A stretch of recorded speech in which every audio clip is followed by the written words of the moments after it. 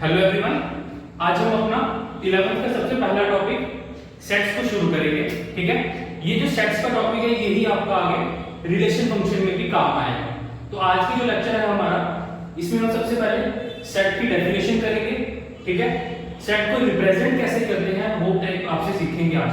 ठीक है, तो देखो सबसे पहले कि सेट की डेफिनेशन क्या होती है। Collection of well defined objects. ठीक है, वेल डिफाइंड का क्या मतलब हुआ कि जो डेफिनेशन है ना सेट की, वो सेम रहनी चाहिए हर किसी के लिए। Definition do not vary from person to person. मतलब कि जो डेफिनेशन मेरे लिए है सेट की, वही हर किसी के लिए होनी चाहिए। तो वो आपको क्या बनता है, वो आपका वेल डिफाइंड बनता है। ठीक है, जैसे कि एक एग्जांपल लेता हूं, collection of vowels in English alphabet. अब सभी के लिए जो ये कलेक्शन है, ये क्या एलिमेंट्स आएंगे आपके, ए, ई, आई, ओ एंड यू। ठीक है, मेरे लिए भी यही होगा, हर किसी के लिए यही होगी। किसकी डेफिनेशन, कलेक्शन किसकी, वॉवल्स की इन इंग्लिश अल्फाबेट। तो ये आपका क्या बन गया, ये आपका वेल डिफाइंड बन गया। ठीक है, जैसे मैं एक और लेता हूं example, collection of best batsman in the world.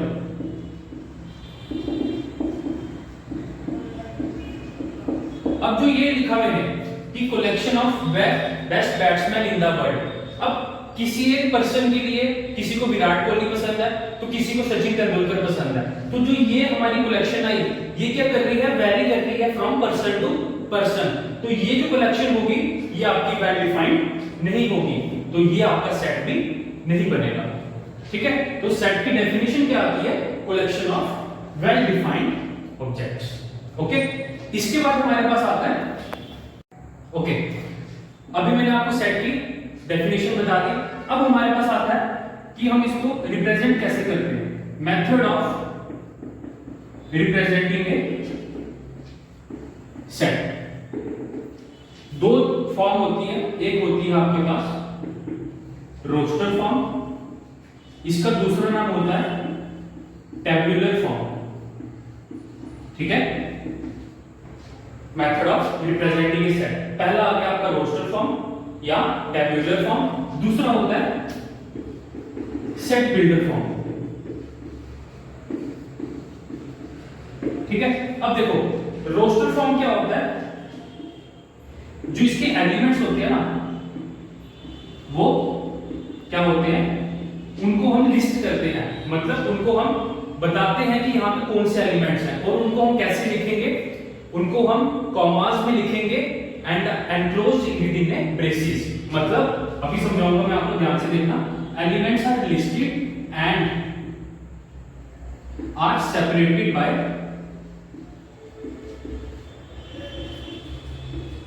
Commas and enclosed within braces. कौन से ब्रेसेस, ये।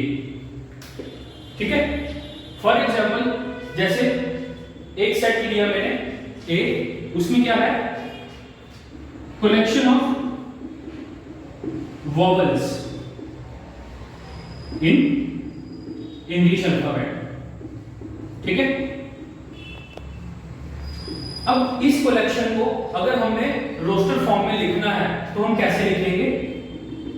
अब आपने इसमें एलिमेंट्स को लिस्ट करना है, वही लिखा मैंने, elements are listed and are separated by commas. देखो कौन कौन से आएंगे इसमें, ए, ई, आई, ओ एंड यू। ठीक है, कॉमा से मैंने उनको सेपरेट कर दिया और एनक्लोज्ड कर दिया विदिन ब्रेसेस। ब्रेसेस कौन से आ गए आपके, ये। ठीक है, तो ये आपका क्या बनता है, रोस्टर फॉर्म या टेबुलर फॉर्म। क्या होता है, जिसमें आपका एलिमेंट्स को हम सेपरेट करते हैं बाय कॉमास। ठीक है, नेक्स्ट आता है हमारे पास सेट बिल्डर फॉर्म। ठीक है, सेट बिल्डर फॉर्म क्या होता है कि जो एलिमेंट्स है ना, वो एक सर्टेन प्रॉपर्टी हमारी पोजेस करते हैं। जैसे एलिमेंट्स possesses a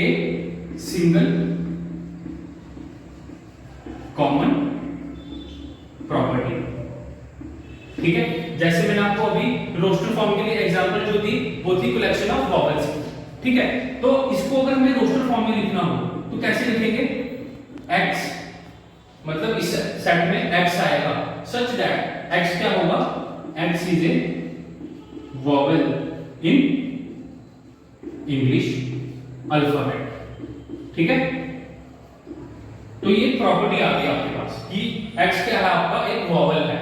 तो ये प्रॉपर्टी जब आ गई तो हमने इसको किस फॉर्म में रिप्रेजेंट किया, ये सेट बिल्डर फॉर्म, ठीक है। मैं आपको एक एग्जांपल और देता हूं, ध्यान से देखना।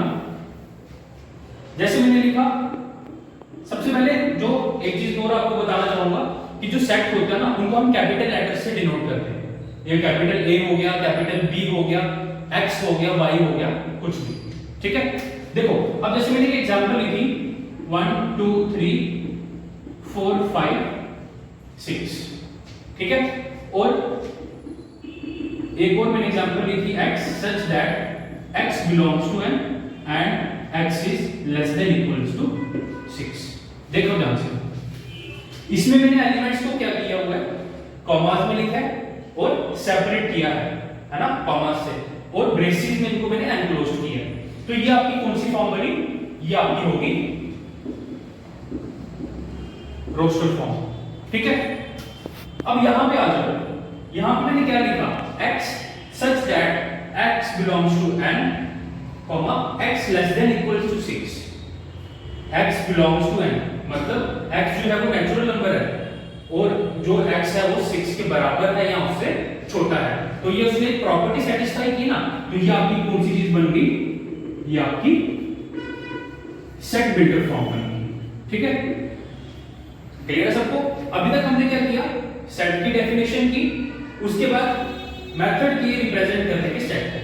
जैसे पहला मेथड आ गया रोस्टर फॉर्म, क्या होता है, एलिमेंट्स को हम कॉमा से सेपरेट करते हैं। नेक्स्ट आ गया सेट बिल्डर फॉर्म, जिसमें हम एलिमेंट क्या होता है हमारे एक सर्टेन प्रॉपर्टी को सेटिस्फाई करते हैं, ठीक है। अब जैसे एक चीज आप याद रखें,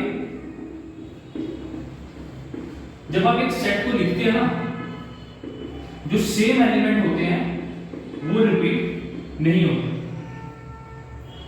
मतलब जैसे आपको एक सेट दिया है, collection of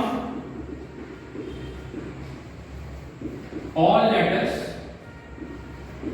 of word school, ठीक है। कलेक्शन आ गई all letters of the word school की। अगर इसको मुझे रोस्टर फॉर्म में लिखना है तो ये क्या आएगा, SCHON, ठीक है। क्या था, ऑल लेटर्स की कलेक्शन, मगर जो रिपीट हो रहे हैं ना वो आप सिंगल टाइम लिखेंगे। तो ये एक नोट आ गया आपके पास, same elements are not repeated, ठीक है। और दूसरी चीज, ऑर्डर इज इमैटेरियल, मतलब कि जैसे आपने लिखा SCHON, आप चाहो तो L को पहले भी लिख सकते हो, अगर आप इसको ऐसे लिखते हो LOHCS, ठीक है। तो यहां पे जो है आपने क्या चीज सीखी कि ऑर्डर जो है वो मैटर नहीं करता, ठीक है। ओके, अब कुछ क्वेश्चंस जैसे हम देखते हैं एक्सरसाइज के। जैसे पहले क्वेश्चन में आपको क्या बोला है कि बताइए कौन कौन से जो आपको पार्ट दिए हैं उनमें से कौन से सेट है और कौन से नहीं है। जैसे पहला है collection of all month, collection of months beginning with the letter J। अब आपने वो मंथ बताने हैं उनकी कलेक्शन जो J से स्टार्ट हो रहे हैं, तो आप सभी बता सकते हैं वो कौन कौन से होंगे, जनवरी, जून, जुलाई, ठीक है। तो ये कलेक्शन होगी, वेल डिफाइंड है, ठीक है। तो ये आपका सेट बन गया। नेक्स्ट है 10 most talented writers of India. अब ये वही बात आ गई कि किसी एक पर्सन को चेतन भगत पसंद है, ठीक है, तो किसी सेकंड पर्सन को रस्किन बॉन्ड पसंद है, किसी थर्ड को स्टेफन फ्लेमिंग पसंद है, ठीक है।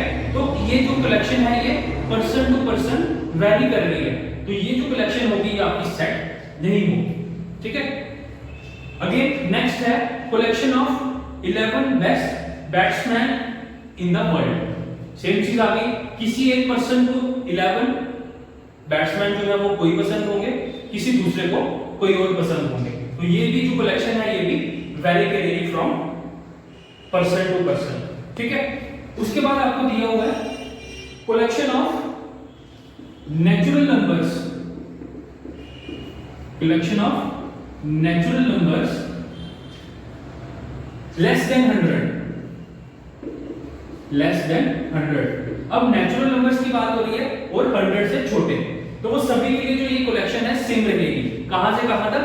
1 से लेके 99 तक, 1 2 3 सो ऑन 99, ठीक है। तो ये पर्सन टू पर्सन जो है ये कलेक्शन सेम होगी, तो ये आपका क्या होगा? सेट होगा, ठीक है। नेक्स्ट है collection of all boys in your school या collection of all boys in your class. अब देखो जितनी क्लास में स्ट्रेंथ बच्चों की प्रेजेंट है, ठीक है, तो वो आप उनमें से देखो कि बॉयज कितने हैं, तो ये भी कलेक्शन सभी के लिए सेम होगी जो क्लास में बच्चे बैठे हुए हैं, ठीक है। तो वो भी आपका क्या होगा? कलेक्शन जो है ये वेल डिफाइंड होगी, ठीक है। नेक्स्ट है collection of novels written by Munshi Premchand. अब देखो फॉर एग्जांपल मुंशी प्रेमचंद जी ने 100 नॉवेल्स लिखे हैं, ठीक है, तो उनकी पास उनकी कलेक्शन तो होगी ही होगी, ठीक है ना, कि उन्होंने कौन कौन से नॉवेल्स लिखे हैं। तो ये भी जो कलेक्शन है ये भी क्या होगी?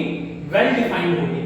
अगर यहां पे लिखा होता collection of best novel by Munshi Premchand, तब ये जो कलेक्शन थी ना ये वेल डिफाइंड नहीं होती, मतलब तब ये आपका सेट नहीं बनता। क्यों? क्योंकि अगेन वही चीज, पर्सन टू पर्सन ये बेस्ट नॉवेल वाली जो चीज है ये वेरी करेगी, ठीक है। उसके बाद है collection of all even integers. अब इवन इंटीजर्स की बात हो रही है आपके पास, तो वो अगेन हर किसी के लिए सेम होंगे, जैसे -6 -4 -2 0 2 4 6 एंड सो ऑन। हर किसी के लिए जो ये कलेक्शन है ये सेम होगी, ठीक है। नेक्स्ट है collection of questions in this chapter. Again आप क्वेश्चंस टोटल गिन सकते हैं कि इसमें कितने आपको क्वेश्चन दिए हैं, तो ये भी आपकी क्या होगी? वेल डिफाइंड कलेक्शन होगी, ठीक है। नेक्स्ट लास्ट इसका जो पार्ट है वो है collection of most dangerous animals in the world. Again person to person ये चीज वेरी करेगी। कैसे? जैसे किसी को कॉकरोच से डर लगता है तो उसके लिए वो कॉकरोच जो है वो डेंजरस होगा, किसी को स्नेक से लगता है तो वो स्नेक क्या है? डेंजरस होगा, ठीक है। तो ये जो कलेक्शन है ये भी आपकी क्या होगी? पर्सन टू पर्सन वेरी करेगी, ठीक है। तो ये था इसका पहला क्वेश्चन। नेक्स्ट पे जाने से पहले हम कुछ नोटेशंस पे डिस्कस करेंगे। जैसे ये सिंबल होता है किसका? Belongs to. बिलोंग्स टू का मतलब कि क्या वो एलिमेंट जो सेट है उसमें बिलोंग कर रहा है या नहीं। एग्जांपल ले लेते हैं, ए दिया आपको 1 2, ठीक है।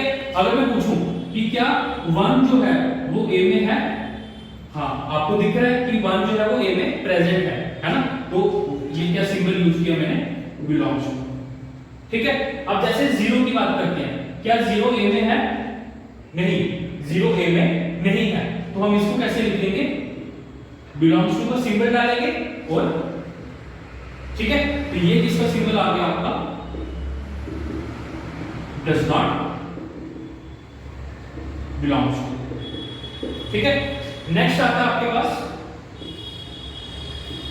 ये आपको क्या होता है? इसको बोलते हैं फॉर ऑल, ठीक है। अगेन इसके बाद ये आपका होता है किसका सिंबल? सच दैट का, ठीक है। ये कुछ नोटेशंस हैं जो हम आगे चैप्टर्स में यूज करेंगे। ओके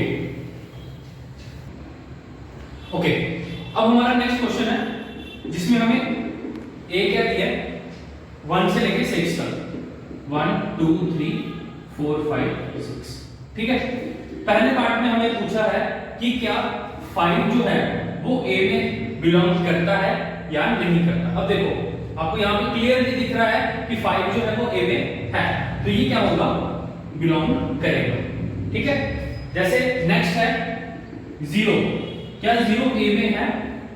देखो यहाँ पे आपको क्लियरली दिख रहा है कि तो आप क्या सिंबल यूज करेंगे, डज नॉट बिलोंग्स टू। ठीक है, अगेन एक और एग्जांपल लेते हैं इसकी, जैसे आपको दिया है 4, क्या 4 ए में है, आपको क्लियरली दिख रहा है कि 4 यहां प्रेजेंट है, तो आ जाएगा belongs to.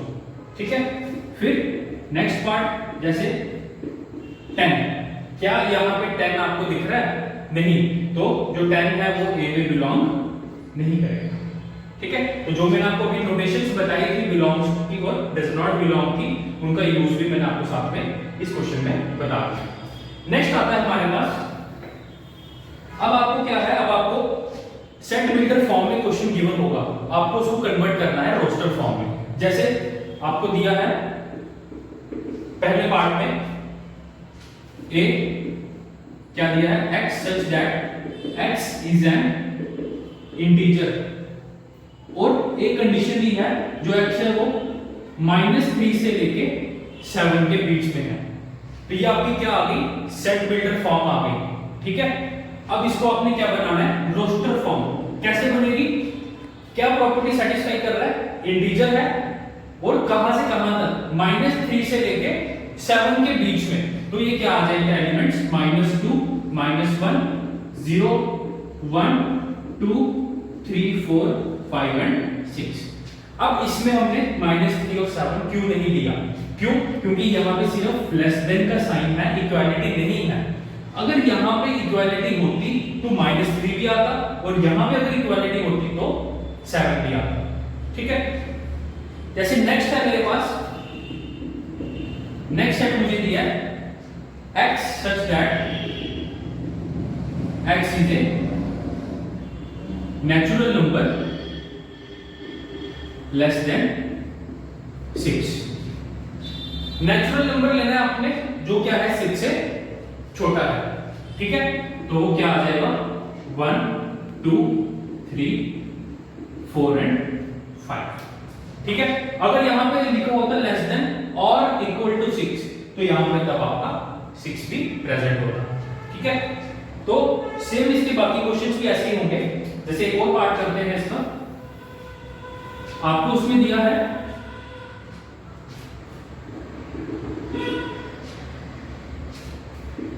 x such that x is a 2 digit number, x जो है वो आपका 2 डिजिट नंबर है, such that, ध्यान से देखना इसको, such that sum of its digit is 8।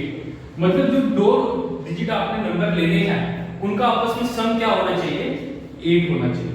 ठीक है, देखिए तो ये क्या क्या बनेगा, जैसे सबसे पहले आएगा 17, कैसे 1 और 7 का सम कितना होना चाहिए, 8 होना चाहिए। ठीक है, नेक्स्ट आएगा 26, इन दोनों डिजिट का सम कितना है, 8 है। ठीक है, ऐसे ही 35 44 53 62 71 एंड 80। तो ये आपका क्या बन गया, ये आपकी रोस्टर फॉर्म बन गई। ठीक है, तो आज के लेक्चर में हम इतना ही रखते हैं, कल हम इसी से आगे कंटिन्यू करेंगे और ये एक्सरसाइज कंप्लीट करके नेक्स्ट कंसेप्ट पे हम चलेंगे। ठीक है, थैंक यू।